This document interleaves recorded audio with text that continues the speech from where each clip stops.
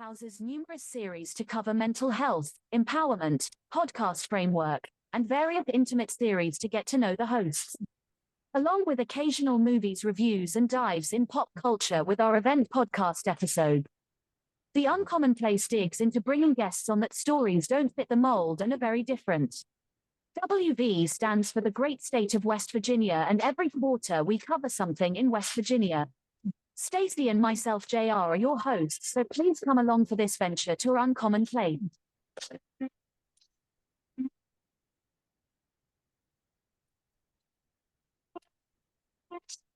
Greetings, everybody. And this is another episode inside of WV Uncommonplace. Now, one thing I have to do here, and we all have to take this topic and we have to go through it, and we have to put our opinions, our facts, and everything together when we talk about this, because this is a subject, addiction, that is very dear to me, not because of West Virginia, not because of a personal story, or not because of anything that has any monetary value to me. But here's the one thing: I have seen families, I have seen individuals, I have seen entities, meaning businesses and everything, destroyed by addiction. I have seen sobriety, recovery. So let's go back on. Let's go recovery, then sobriety. Go hand in hand to help someone bring their life back, them being the proverbial phoenix that rises from the ashes. And then I've seen the other half of that they do this and it becomes a continuous cycle. We have recovery centers all across the United States, and we are definitely here to help everybody, because everybody should have a chance to be acknowledged and to have a means and ways to recover and to stay sober. And when we take this right away from people, and when I say this, I'm not talking about just giving someone Narcan every time they overdose. I'm not saying that at all. That's one thing that I think that we should always bring a life back. But if we can give someone preventative measures to keep them away from the drugs after they're out of the recovery center, after they're through with everything that society puts on them in the pressure of recovering, then these people can thrive. And in doing this, I have a guest that's coming on today, and he will speak to us about his life, being a recovery advocate, his book or his books. He will tell us a little bit about balancing, and he'll introduce flavors. The flavors will indeed turn the confidence levels of people that have suffered through this atrocity, which is addiction, which is a continuous thing. I didn't want you all thinking it wasn't a continuous thing. A way, a method, and a means to help themselves after they stepped out of the recovery center, after they have gone to every avenue they can do. So, Moss, Regatta. I said it right. Regatta. I got it right. Rigotti. Rigotti. I said it right early. I don't know why I said regatta. We have a regatta in West Virginia. Anyway, I'm sorry about that. I'm going to pass it on to you, and please tell us who you are and tell us why you're here today. I know I gave you a long monologue. I apologize about that. Oh, no, not at all. That was fantastic. And it really hits home. And everything you said, I couldn't agree with more. So I'm a serial entrepreneur from Nebraska's heartland, and I spent way too much time in Hollywood's wild parties. And my life, in some ways, reads a lot like a script from a unbelievable, too unbelievable for TV. um, I became a confidential recovery specialist after I turned my rock bottom into a rock solid memoir, and that was Flavors of Confidence, a reflection for those in need. And then my second book is The Sober Method, which goes through the actual method that I developed myself because the other things just weren't working for me after I found recovery. So I've decided that becoming a coach and focusing on individual recovery that is personalized and unique to everybody as they find their own flavor of confidence to stand up sober and to find a way and a path forward for lifelong sobriety. And I think that it's miraculous when I look at my own story and my own journey, is that today I have literally no temptation. It's the most amazing thing in the world to be able to be around challenges and to just see them just go and just dissipate right around me. It's the power of this method, and others that use it report the same thing. So it's really exciting for me to be here today and to be able to talk more about it. So, Moss, let's start at the beginning. You tell us about the partying, working in the field you work in. So, what led to addiction? Because here's my question before we even do that one. Addiction to me, and I've seen it two ways. I've seen trauma based, and I've seen addiction come from a loss, like you said, confidence, flavor, and stuff like that. I've seen it come from a loss of confidence somewhere, a self esteem issue. I don't want to tailor and say directly to a mental health issue because then we'd have everybody and their mama coming back and forth. So I usually find it in two ways. Like I said, a trauma or something happens to a person that devalues them. What happened to you? Mine was definitely trauma, and it took me being in a recovery center and working with a counselor, John Hall, who just allowed me to dig really deep within me to figure out that my genesis moment, and I find this with so many people, is that generally speaking, there's some trauma or loss of confidence, just as you stated. Mine happened when I was 8 years old, and it happened during an adoption process. So my mom, I never knew my father. And so she remarried, and I went through an adoption process. And on the way out of the courthouse that day, after, being scared and answering questions to different lawyers from both sides, hearing my mom say, well, I don't know. No one really ever wanted him anyway. And you're a kid. You don't, yeah, I should have asked for clarification, but you're like holding someone's hand or something, and you're walking and you're like, and you see your mom say something like this. And once I found and figured this out, and I actually did confront my mom about it, and she said, well, it's quite possible I did say something like that, but I was talking about your father's family and the fact that no one showed up except the attorney, and that no one of his family really wanted him anyway. It had nothing to do with me. You But know, still, it's those still words, hit. Yeah. still those words, that devaluing and losing, like, because you lose that's more than your confidence. That's self esteem. That's every building block to be successful in life in subtle ways that probably came up later on in life when you started achieving more. You started seeing it more. You met and replaying that. Yeah. And me and you both know a parent's words stick with you more than any other person on earth. So after you identify this, what did you figure was it like? Because that's part of it, but what was the catalyst that kept it going after What that? what kept that active? Well, I think it just started presenting in every aspect of my life. I started questioning, you know, why I existed, why I was doing things. I was out to prove that I was good enough for my father at that point. And that's what I spent basically years chasing. It's like I was going to be the absolute best at everything, because for some reason he didn't love me enough to come and try to fight for me when I was 8 years old, but I was going to show him, and that's not healthy. But that's where it led to. But then when I did achieve things, I never felt rewarded by them because I still didn't have him at the finish line. Where's he at? Why isn't he here? What, maybe I should try harder. Then he'll show up. And if you go through your formative years and into your teen years, this becomes part of it's ingrained in your personality. And I think the person that you are about 16, 17, that's pretty much who you are for life, unless you have a complete collapse, breakdown, rock bottom event like I did that allows yourself to be rebuilt. You're going to struggle with stuff like this your whole life.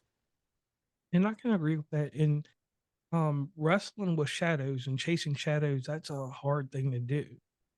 So you're in this recovery house and you're taking back your life. You grew up in Nebraska, and I've been in Nebraska. I was a amateur wrestler, so I Oh, traveled. cool. Yeah, I went across West Virginia, left Virginia, going across West Virginia, across Iowa, Nebraska. So I wrestled quite a few of you guys out there, you corn husks. And, That's great. and a mentality of your people, in my opinion, out there is that you have to, because I've seen some of the wrestlers, I mean, just over the years, like just talking to them even on here and on other shows, like that are from there, like it's ingrained into you to be a man. Yes.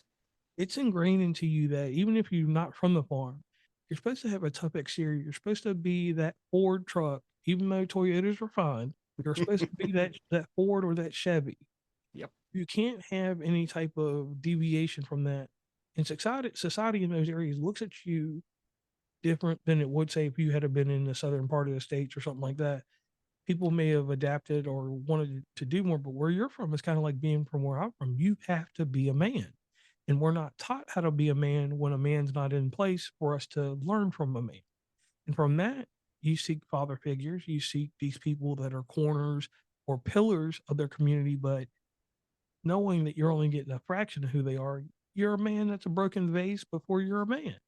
Mm-hmm. Now, my question to you is this: your perspective in recovery, what did that set in place in your future? Well, once I recognized and saw this, I realized that foundationally everything that I had built my life upon was a lie to myself, and that the the incredible things that I had achieved in my own life actually had merit, and it didn't matter what anyone else thought about those things because I believed that I had been successful, and it reframed my achievements in a way that I was able to say, you know what, I'm being silly. Why am I not confident? Why am I incapable of walking into a room and being proud of what I've done and achieved?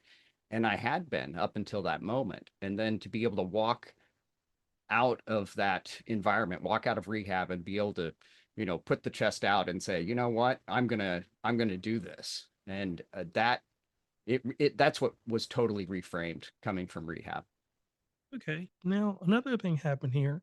So you get rid of the imposter syndrome, but me and you both know with the mind, we have to take accountability and responsibility and say, hey, I need to do a mental health check. And you did that in recovery.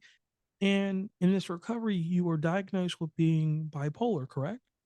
Yes, I actually was diagnosed bipolar back in college, but just like you talked about in this area of the country, I just said, no, I'm not. And I ignored that diagnosis and all the way up until I was back in this recovery 20 years later, It's like, oh, okay, maybe I am. Okay. And assuming responsibility with that, you did an undertaking once again because you had did all that long rationalization of your life to get to that trauma, but you realized that from that trauma, mental anguish developed. Mm-hmm. That's where the bipolar disorder comes in, correct? Yes. Yep. Mental anguish in that, and people don't understand it's like a muscle. If you tear the ACL, this is one ACL that once it gets torn, it takes the rest of your life to fix. Mm-hmm. And that's why like I said, I did a little research on you. That's what I like about you and I like talking to you about because you're a person that openly you're honest about this. Because too many people think that you can just take mental health and treat it like a scab or something and put Neosporin on and then it's going to heal and then you can go from there. But you accepted responsibility, then you assumed it, and in assuming it, I believe that puts you in a like a mental health intersection with things. You're like, I'm here, I want to be here, but I want to be optimal. So Mm-hmm. in being optimal, you what do you end up doing? Do you write your first book? What happens when you become optimal? Well, I tell you, I was in the 12-step, groups and going, and here I am. I'm sober. I'm a couple years in, and I'm just like, is this it? Really? It's not that life was boring. It's not that my achievements had declined, but I didn't feel like I had reached this level within my own mind that I was truly confident in and within my own skin. And so I knew that there was still something wrong. And so I just kind of looked around. I was like, what could I do to improve myself that would keep me sober in a way that didn't look at the past? Because that was the one challenge I had. I didn't want to go to a group every week and talk about how I used to do things, because quite frankly, the more I talked about it, the more I was like, oh, maybe I should just kind of move back to California and have some fun again. And the second I thought that, I was like, okay, I'm not going to group anymore. I have to figure something else out. And that's when I sat down and came up with what originally was the Flavors of Confidence method, and it was a 10-step. But over time, as I worked through it, it was just kind of clunky as I started teaching others how to use it. I couldn't keep track of the steps, and then it didn't all make sense. And I was like, you know what? I have to rethink all of this. And that's what ultimately became the sober method. Okay. Now, the sober method, that's trademark. That's you. Yep. Now, once you develop this sober method, because it's your workflow, how to thrive and survive. So you had to turn the sober method into a lifestyle. How did you incorporate that into a lifestyle that is fitting of the person you are today? Well, the great thing about the sober method is that it is capable of being just tweaked individually, so that the way that I use it's a framework. So rather than saying this is what is done here in the stoic step and the behavior step, and it's the same for absolutely everybody. So all 5,000 people using the program right now, that's what it is. And it's not that. When I talk with people I coach, they're using the behavior step entirely different than I am, because behavior includes like diet and exercise is a component. Well, someone's diet and exercise might be completely different than mine. So those are like the little adjustments. And so it fits well within your life and lifestyle, because you can fit 5 minutes a day doing this, and then I'm going to catch up on this area for another 10 minutes, and then right before I'm going to go to bed, I'm going to journal for 5 minutes, so it can all fit in, as opposed to, oh, I need to go to a group meeting and I need to sit there for 30 minutes, and that didn't fit in my schedule today. And so that becomes challenging. This becomes so flexible. And I think that that's the real brilliance in it, is that each individual creates their own flavor of confidence. And so that's the whole component, is just each one of those steps. And it's continuous improvement too. So after you work on one thing that you want to correct or fix about yourself, one trigger, for instance, then you go back to the beginning and you work on another. And each time you get there back to the stoic step, you review everything that you've done so far. I'm on my 149th pass of my own system right now. Whoa, whoa, whoa, whoa. And I Yeah. like that. Now, one thing that we do on the show, very nostalgic to it, we do this thing, we call it a little shameless plug. And the reason we do this is because we have an audience and they move and groove with the episode. And anyone that's working, even if you're not working and you're using this in recovery, when you get out of recovery, people pause the show and go different places. So, Moss, could you please tell them where they can meet and greet you across the internet and get into your persuasion in your universe? Absolutely. So, I mean, again, sober method it helps anyone struggling from addiction, whether that's drugs to device habits, to find control through simple, actionable steps. It's in my book and it works. But if you're a high performer, like a doctor, lawyer, engineer with nowhere safe to turn, then that's where I really have got you, because I've got a private, tailored plan to help keep you sober and get you on the right track. So go to sobermethod.com and you can schedule a free discovery call with me to start that journey together. And I thank you for that, because so many of our practitioners, healthcare, and just different people in professions, they see it as something that's going to mess with their class and society and different things like that. So I want to give you a quick thank you for that. Now, writing books, because I cover books and stuff. I got Author Circle that went on for a little bit before comes out. You have struggles and triumphs when you're writing this. Mhm. You tell about your views. You push the narrative of what you have developed, and I like that. So thank you for that. But what was the heartbreak inside of your first book? Well, the heartbreaking side to this story is kind of, I would frame it as black irony in a way. So in 2014, I met someone who was fundamentally the most important person in turning my life around, and that was Samantha Thomas. And we met randomly. I mean, just the most random meeting you could be, on a beach in Destin, Florida, where there are literally thousands of other people around, and I meet my person on a beach. And from the very first moment we met, that first evening, she's like, you know what? You don't have to drink to be awesome. I was like, who the heck do you think you are telling me something like that, right? But it stuck. And then she was just hell bent on seeing that I improved my life. And once I did, and I did manage to stand up sober, and then I created the Flavors of Confidence, and she was going to med school. She's like, you know what? We should co-author a book and get this out in front of people. And I was like, yeah, that'd probably be a good idea. And it's just kind of a thought. And I didn't do anything other than maybe outline it a little bit. But then she was tragically murdered by a drunk driver in 2020, August 1st of 2020. So 5 years ago. Whoa. And that was probably one of the most difficult moments of my life, because I had been sober for some time at that point, about 4 years. And that was one of the very few times since I've been sober that I struggled for a few minutes. But then I almost instantly said, you know what? I have to honor her legacy. I've got to find a way to go out there and help others the way she helped me. And that's when I sat down and started writing Flavors of Confidence, the first book. Okay, and I thank you for that, because that's one thing that makes you very personable. And having these things happen, no one wants them to happen. But it seems like we always come out on the other side of it two ways. The first one, yes, we have a grieving process, and we're the person that's going to continuously grieve that person. But then it's like a radiant beauty of that person comes out in us, and we express it to others. So I want to thank you for that, and thank you for all that you do there. Now, if you could have a TED Talk today, and the TED Talk centered around addiction and how it's evolving, because we both know, like, this is one thing I want to say about it. When I say it's evolving, I am not talking about that people went from heroin to fentanyl. I'm not talking about the degrees of the drug, because drugs have always been here. Because me and you could have been doing opium 300 years ago, or Right. whatever we wanted, wherever.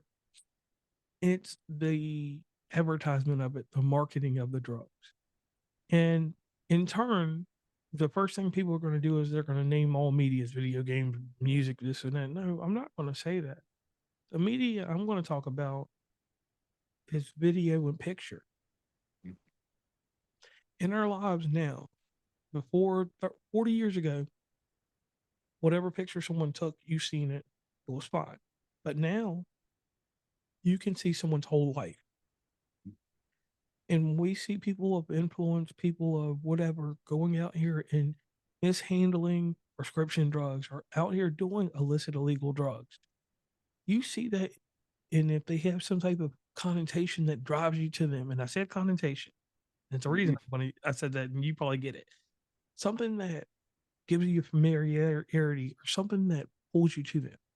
That is something that's way worse than Joe Camel being on the back of a magazine when we were little, or the Marlboro man kicking the cigarette machine when we were kids.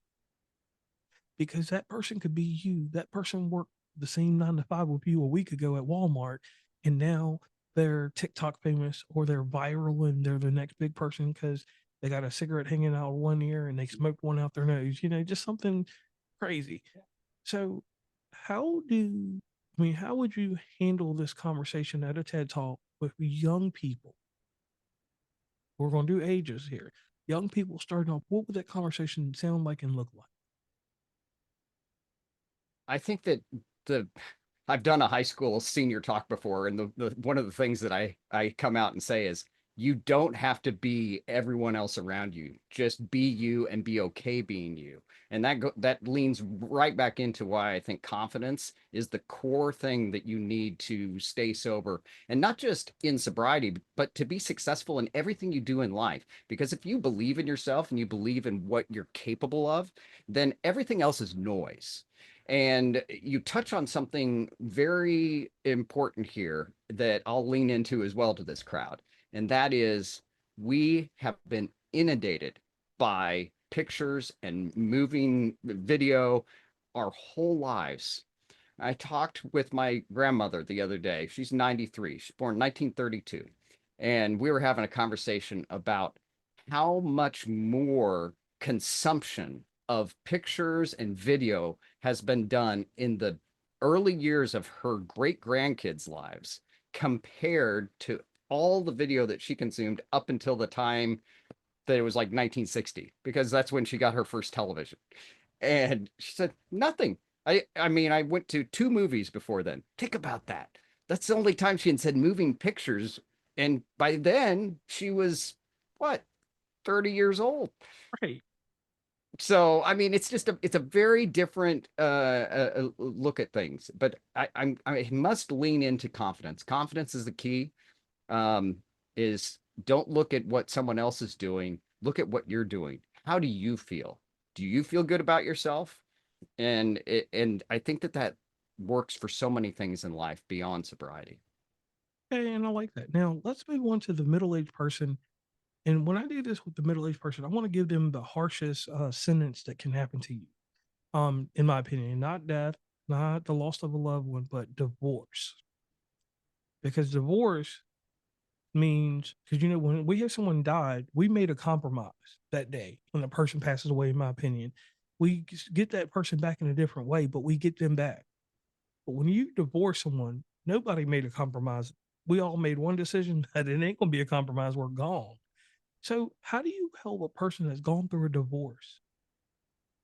I think that divorce is identity crisis in a lot of ways, because you come together and you build as a couple. If there are kids involved, then you have shared identity through your children, which can be a large challenge as well during the divorce, because they can become pawns and little fighting instruments between the two of you. And I think divorce is much easier served when you look at how are you going to exit this in the strongest way for yourself. Don't worry about uh, what the other might achieve after the divorce, but just focus on you and how you're going to put the left foot in front of the right. And I know that that's really, really tough to say, but I've been through a divorce myself.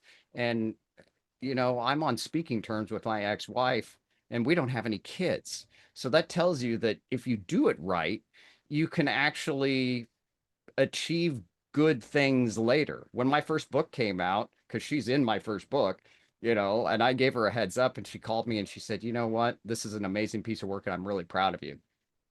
We'd already been divorced for 8 years at that point, but it still made me feel good, because that is somebody that I shared so much with for a decade. And for her to say that, even though we're no longer together, it still built me up. It was like, okay, I'm doing good. And I think that that's the best thing that we can hope for when we separate our lives, is finding the strength to walk alone again. And I like that. Now, one thing I do on this show is I pay homage to a news magazine that I grew up with. I grew up with this news magazine called 2020. 2020 had a few characters on there. They had John Stossel for comic relief, and we know he was comic relief. Hulk Hogan tried to get him one time. We had Diane Sawyer, which was one of the most poignant interviewers I've ever heard of. Elizabeth Vargas came on later on, and other people, Debbie Johnson and all these other people. But it was one lady in particular, Barbara Walters. Barbara Walters could make anybody personable. She could make you either watch all the way through and it'd be a good show. She could make you watch in the newscast, let it goes on to 11:06 instead of cutting off at 11 o'clock. Or if it was a bad episode, because she had some bad ones, they just cut it off at 11. And Mhm. you know that because we both live that life on Friday Yep. night. And I need to ask you, Moss, are you ready for your 2020 questions? Absolutely. Throw Oh, me one. now here comes the hardest question on earth. When you have a glass of water, is it halfway full or halfway empty? It's always halfway full. Elaborate. Always. There's nothing that is served well in your life if you look at things on the declining edge of them. If you are always looking towards the positive edge, you're going to execute in a way that is growth. Whenever you start saying the glass is half empty, you get defensive. Oh, I need to save this water. I don't have enough water to go around. Should I take a sip? Am I going to have enough? I mean, you just begin, and we're using a glass of water here, but that is literally anything. And if you approach your life as with an abundance attitude, abundance will find abundance. So if I say my glass is half full and somebody's like, well, mine's half empty, I'm like, can I have some of your water? Yeah, may as well. I mean, I'm almost out. See, I'm going to fill my glass up. And that's exactly how life works. And people don't recognize that. So if you go out with an abundance attitude and you're like, I'm going to build, people will get on board with you and build and make you successful. And I think that that's why I would always say the glass is half full. And I thank you for that because you did another outline issue that you probably didn't even catch when you were talking. You just saved somebody from anxiety. Huh. I didn't even think about that. But Right. yes, Yeah. When you go back and hear this or watch it, you save somebody from anxiety by following your method. So hopefully that ends up in book 3. Now, very good. now, since the glass is half full, water is something that is formless. It takes whatever shape that you put it in, correct? Yes. And your mindset with what you do as an advocator for people's minds and for the psychology that they have to go through with drug addiction and recovery, because they're two things. Yeah. How do you keep yourself formless? How do you keep yourself able to be very versatile to maneuver and not counter, but and I said maneuver, but not counter what someone's going through and how they are?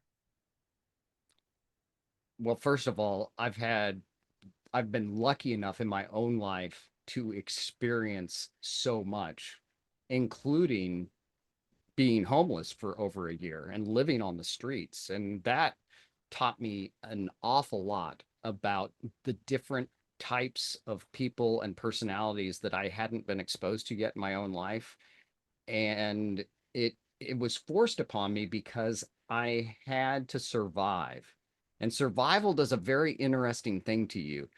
It makes you open your eyes because you start looking like, okay, I don't want to die. So in order to do this, I better learn how to navigate everyone's personality. And you have to become very malleable with, and that's a very good word choice, in how you interact with everybody. I think that finding the little ways to relate to everyone that I work with and anyone who asks me a question about how to use the sober method, it's really important to me that I find that one point that I can connect with them on and then grow that from there to better understand their world and their universe.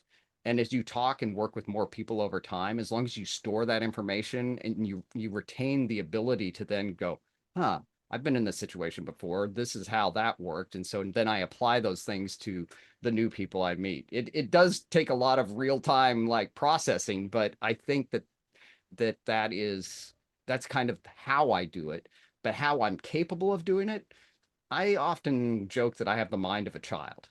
And I say that because I'm still curious. You know, like as people get older, we tend to get locked in our ways and this is how we're going to do it. And I'm constantly saying, why are we doing it this way? I do it to myself. I'm like, this is dumb. Why am I doing it this way? There has to be a better way. And I will take something I've been doing for 2 or 3 years and literally throw it away and build something entirely different. And most people won't do that. And I think that ability to keep my mind open to new possibilities allows me to then also have that flexibility as I interact with others. Okay. I like that. Now, being an advocate for people and taking care of people, we've already done the half glass, half full thing, but something to make you more personable, because that's a word I've used for a second time in this episode, is this. How are you? I'm good. I am good. And I tell you, I feel I'm not going to lie. There are some days that are struggles. Um, but those struggles tend to revolve around things that happened that are years ago. It's remembering at the beginning of this month, it was 5 years since Samantha was killed. And that was a couple days worth of struggle for me. It hit me that it had been that long. And that was challenging. But then I immediately almost will flip back into look at what you're doing, look at how you're helping people. And as long as I am capable of remaining solid in my own sobriety, there's no sense in wallowing in any sort of, oh, poor me, I lost someone, especially when that someone is the whole reason I'm doing what I'm doing. So I'm doing pretty dang good. And I'm glad to hear that. Now, one thing I will suggest, and I may ask of you if you don't mind, you have fairly long hair. You can put your hair back in a ponytail, right? No, but it is pretty long. But you could if you let it grow. Yeah, I could. December, you could put it in a ponytail. The greatest thing that people can do with long hair is they put their hair in a ponytail, right? And when they put it in a ponytail, this amazing thing happens. It's behind them, right? Now, we don't take every bit of trauma or anything like that, but the mental anguish of hurting ourselves because we're mourning. If you can take that and put that in a ponytail and put it behind you, what have you just done? Well, I mean, you've removed it. You've taken it. You've taken that pain away, which is effectively what I've done. You're Right? focused on what's in front of you, not what's behind you. Yeah. Right. And when you put it in a ponytail, like you just said, it's behind you. Yeah. So I'm glad that you were able to do that. And I know that in your teachings and helping people and ideology and everything that goes along with the sober method, I appreciate that out of you. Now, here goes our fun question from John Stossel. In the morning, when you wake up, what is the first thing you consume? It could be liquid, it could be the emails on your phone. What is the first thing you consume? Well, literally, the first thing I do, this is crazy, but I stand up and I make my bed. That's often before I even have my eyes open. Make your bed.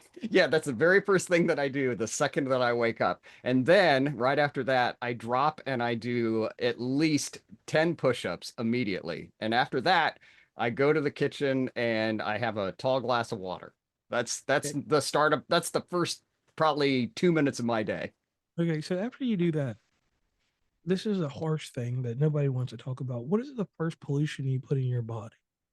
I'm gonna tell you mine real quick, so it'll give you a minute to think about this, and then it'll kind of make it well rounded what I'm talking about. The first bit of pollution I put in my life every day, and I've been good about it lately. I don't necessarily pick up the phone and start scrolling any social media, but I have emails because being a podcaster, I've got to be on top of things. I've had equipment go wrong. I've had all kinds of stuff going on. So I do have to stay on top of that because being in different time zones and different things, I talk to people all around the world. So that's one thing I have to do.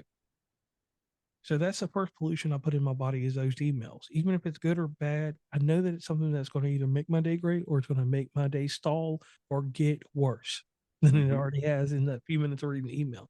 So what's the first pollution, Moss, you put in your body? Mine is also email, but I am going to let you know I get up every morning at 5 a.m.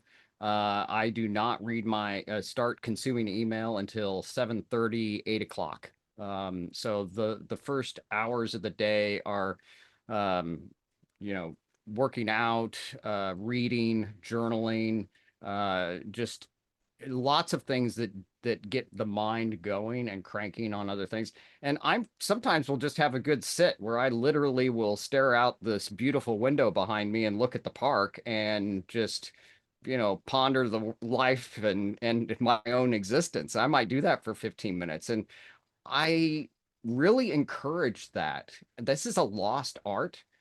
People, I think most people are afraid to be alone with their thoughts today. And I know I was, but the more you do it, oh man, it's just really incredible. And I used to be one of these, I would get up, do all the things I told you, and by 5:20, I was in front of my laptop answering emails, like I gotta make sure that I'm on top of everything. And I feel a lot better about myself now that I take that extra time to like really set my day in motion. And I like that because I'll be honest with you, with me, me and my wife work together now. So she has me on a schedule. Like I got this time for this and that. So those emails now only get 15 minutes or 30 minutes of my day. and I've got Okay. to decide if I'm going to use my first break to answer all that. So I'm getting to a good place. Just pray for me and help me however you all see fit. You also must. Now, we got to that part, the middle of your day, you're working. We get Hmm. that. But in the evening, Hmm. there's a second kind of pollution that comes in people's life. Hmm. And this pollution could be people, animals, or consumption of media, like we've been talking about the whole episode. For me, Yeah. for me, it can be everything because we have a dog and his name's Bear. And Bear is a great animal, but you know how dogs are and cats and different things. They have a certain time they want, and then when they're done with you, you're casted away. Yeah. So it's positive and negative. As long as they get what they want, they're fine. Yeah. Yeah. Exactly.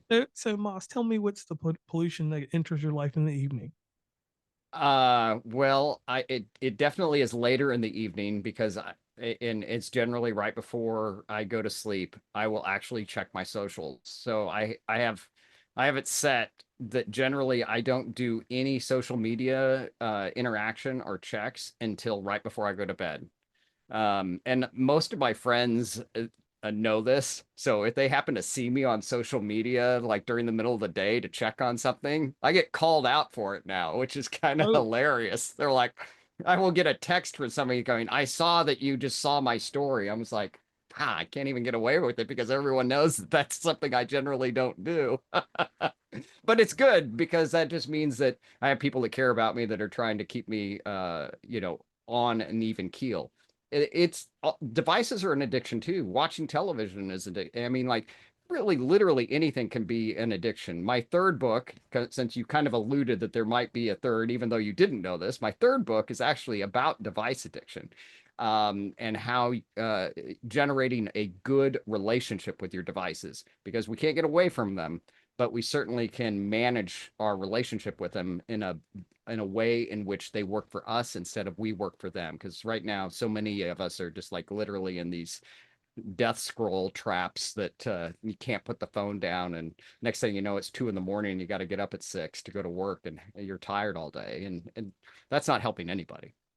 and I'll tell you something interesting about that. I actually have an arc in this podcast in December where I'm going over that and the dopamine hits and how Hmm. some people have addiction to dopamine, which is crazy. Like everybody puts a tag on everything, and the only reason I want to say dopamine because we all love that rise, but Hmm. some people live for nothing but that rise, nothing else meets it. I mean, which is to me it's unhealthy. To you it may not be. To some people, whatever. But we always got to put a capsule and a bubble on everything, so we might as well talk about it. And I also do it with the whole idea of devices. Like how many devices do we really handle? Great Hmm. example. I'm an Apple guy, Hmm. so I have an iPhone, I have an Apple Watch, I have a MacBook, I have a MacBook Air. Um, when I was really petty, I used to keep an iPad Mini because I would watch TV on it and this and that. I had an Apple modem at one time. All of this in one environment, and an iPod. Listen, an iPod for music, even though I had the phone. So I can tell, across all of that, the same screen. It was a heavy addiction until I learned that life could be a little bit better. No, I'm not an Android person. I don't believe in that. Fragmentation is not part of who I want to be. But and that's not a slight at anybody. It's a hard. It is. I'm a Mac guy myself. I've been since '84, so there's no changing me. But Right. So you know what I mean? So even with all these devices, I know that I have a certain addiction to them because it's all streamlined. When I go from one screen to the next screen, it's always the same yeah. static. And I need that in life. Just a personal thing. Now, before we get to the end of this episode, I need to tell you something, Moss. Thank you. You've opened my eyes to a few things that I need to work on. You've opened my eyes to one thing that a lot of people don't think about inside of addiction and recovery: hopelessness, and one word: boredom.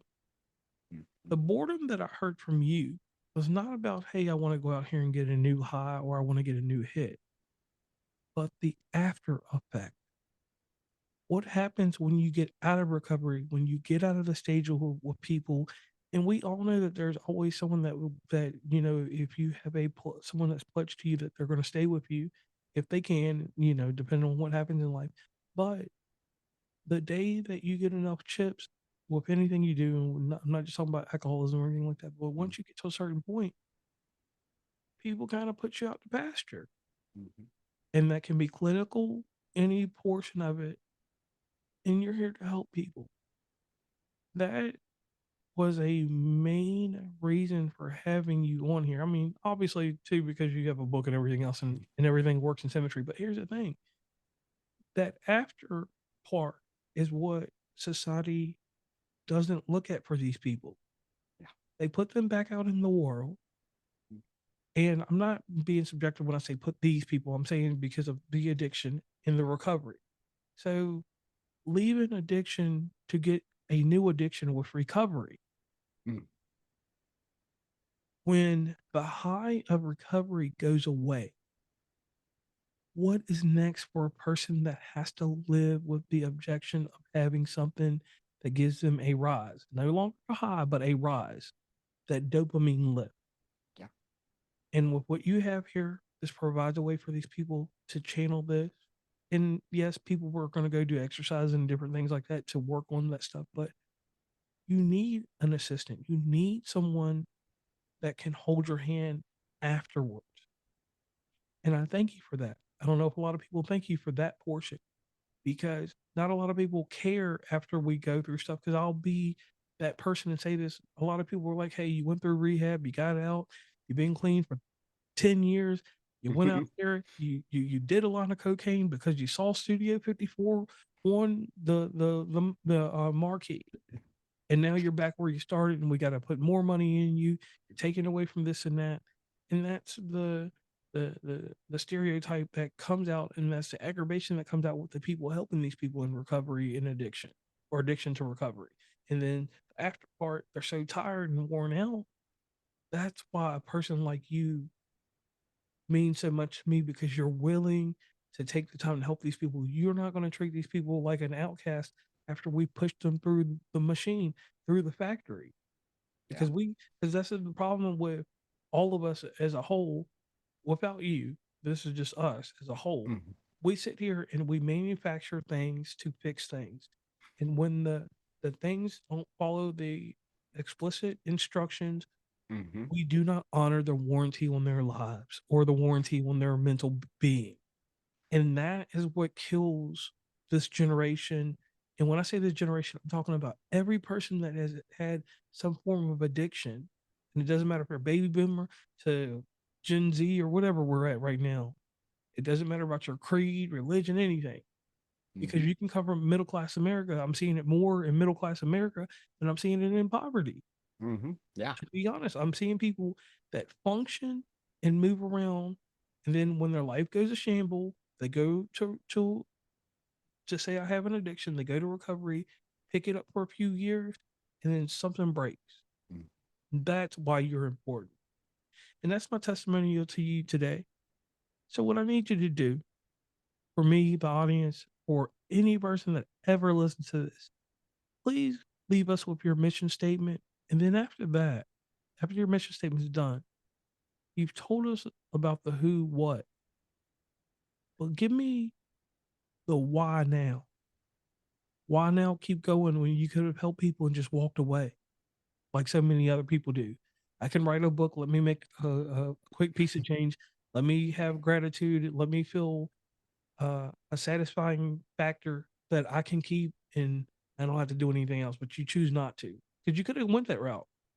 You Yeah. could have been like, "Hey, I help people. Let me do this. Let me turn this into a course. Let me be the next John Maxwell, so everybody can be a public speaker." You could have done that, and you can still do that after this. Hopefully, you don't, and I know you won't because of your heart. So you take it away. Let's get the mission statement, and let's give us the audience that why on why you're continuing today. Well, thank you. That was I can't tell you how much what you just said, how much I appreciate that. It and you're right. I don't often hear those thank yous. Everybody needs to find their way to get through that boredom. We all face it. So yes, absolutely. Well, I'm Massimo Rigotti. I help addicts find their unique flavor of confidence to achieve and sustain their sobriety for the rest of their lives. That's the goal here. We're not just talking a one-off.